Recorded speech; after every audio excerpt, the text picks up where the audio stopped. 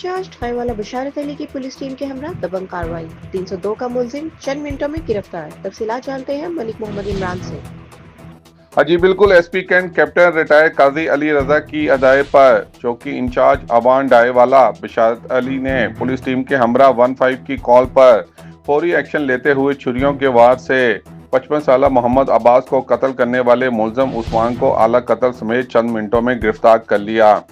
मकतूल के भाई जफर इकबाल की मदय्यत में नामजद मुलजम उस्मान के खिलाफ फौरी मुकदमा दर्ज कर लिया गया।